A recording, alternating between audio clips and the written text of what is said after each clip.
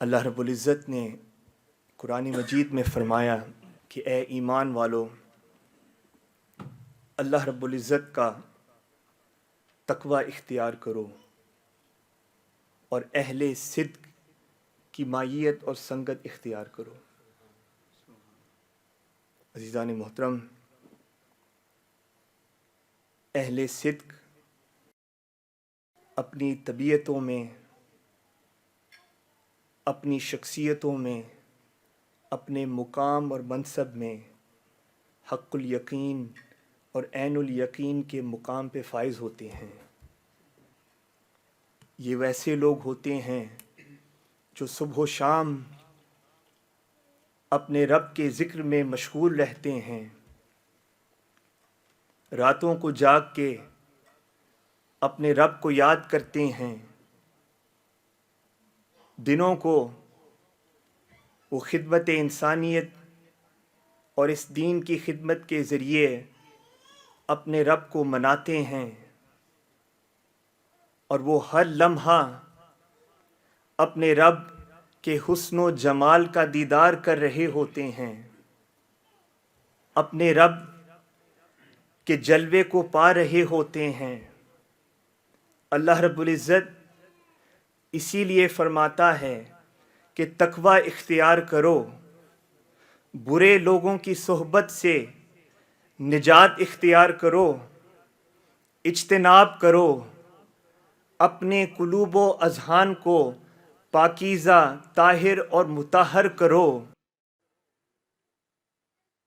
اپنے آپ کو بری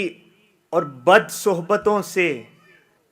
دور کرنے کے بعد اللہ رب العزت حکم فرماتا ہے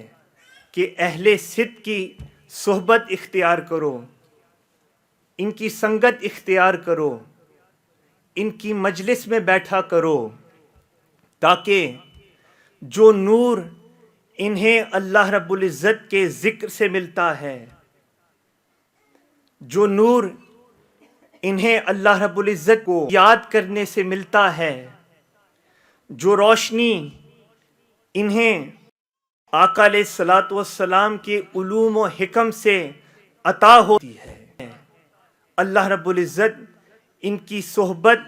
اور سنگت اور مائیت اختیار کرنے سے وہ نور اور روشنی تمہیں بھی عطا فرماتا ہے۔ یوں اللہ رب العزت حکم فرماتا ہے کہ اپنے آپ کو ان لوگوں کے ساتھ وابستہ کرو، جوڑ لو، اس رشتے کو استوار کرو، استقامت کے ساتھ ان کے سنگ پہ، ان کے در پہ کھڑے ہو جاؤ، جڑ جاؤ۔ جو ذکر کا رنگ انہیں عطا ہوتا ہے، جو اللہ رب العزت کی یاد کا رنگ انہیں عطا ہوتا ہے، وہ رنگ بھی اللہ رب العزت آپ کو بھی عطا فرما دیتا ہے۔ اسی لیے آقا علیہ الصلوۃ والسلام فرماتے ہیں، امام بخاری اسے نقل کرتے ہیں، حضور علیہ الصلوۃ والسلام نے اچھی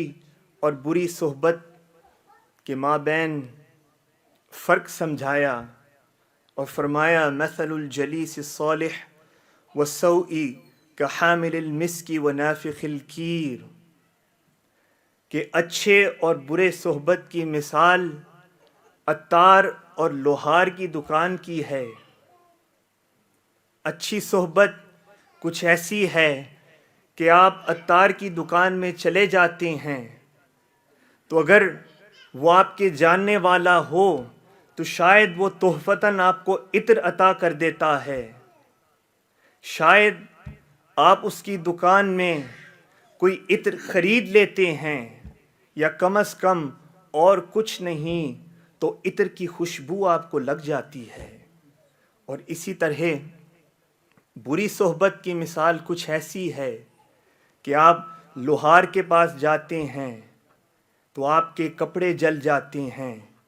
کالک لگ جاتی ہے، یا اور کچھ نہیں تو بدبو سے آپ آلودہ ہو جاتے ہیں۔ عزیزان محترم، جب ہم صحبت کی بات کرتے ہیں تو صحبت کے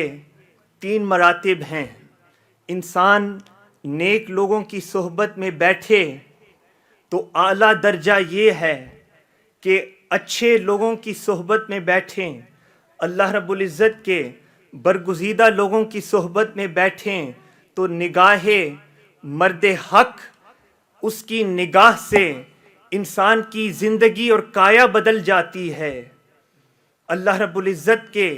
مرد حق کی نگاہ آپ کے دل پر پڑتی ہے تو آپ کی زندگی بدل جاتی ہے۔ یہ مثال اس عطار کے تحفے کی ہے کہ وہ تحفتاً کچھ عطا کر دیتا ہے، اور اگر تمہیں کچھ عطا نہیں ہوتا تو کم از کم اچھے لوگوں کی صحبت میں آپ کچھ حاصل کر لیتے ہیں، آپ خریدار بن جاتے ہیں۔ اگر آپ میں صلاۃ اور صوم کی پابندی میں کمی بیشی ہے تو یہ حاصل کر لیتے ہیں، یہ فیض آپ کو مل جاتا ہے۔ اور اگر اور کچھ نہیں، کچھ تحفہ عطا نہیں ہوتا، ان کی صحبت سے کچھ خرید نہیں سکتے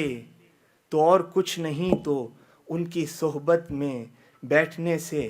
آپ کو کچھ خوشبو ہی مل جاتی ہے، ان کی صحبت میں عشق مصطفیٰ کی خوشبو مل جاتی ہے، ان کی صحبت پہ بیٹھنے سے ادب مصطفیٰ کی خوشبو مل جاتی ہے، ان کی صحبت میں بیٹھنے سے تعظیم اور تکریم مصطفیٰ کی صحبت مل جاتی ہے، خوشبو مل جاتی ہے۔ اور اسی طرح بری صحبتوں سے حاصل کرنے کا مقصد بھی یہی ہے کہ ہمیں اندازہ بھی نہیں ہوتا، کچھ عرصے کے بعد ہماری زندگی بدل جاتی ہے، تبدیل ہو جاتی ہے، ہمارے اخلاق، طور طریقے، طرز زندگی، اسلوب حیات، بات چیت کرنے کا انداز بدل جاتا ہے، اور جب کشتی ڈوب جاتی ہے تب جا کے ہمیں اندازہ ہوتا ہے۔ اگر ہم اس قابل نہیں ہیں کہ اللہ رب العزت کے برگزیدہ لوگوں کی صحبت سے بہت کچھ حاصل کر سکیں، مگر پھر بھی تقاضا اس امر کا ہے کہ ہم خاموشی سے ان کی صحبت میں بیٹھا کریں، بیٹھ کے ان کے مبارک چہروں کو تکتے رہا کریں، ان کے کلام کو سنا کریں، ان کے ارشاد کو سنا کریں، ان کے ساتھ ان کی معیت میں بیٹھنے سے ہمیں ایک روحانی زندگی عطا ہو جاتی ہے، ایک آکسیجن ملتا ہے۔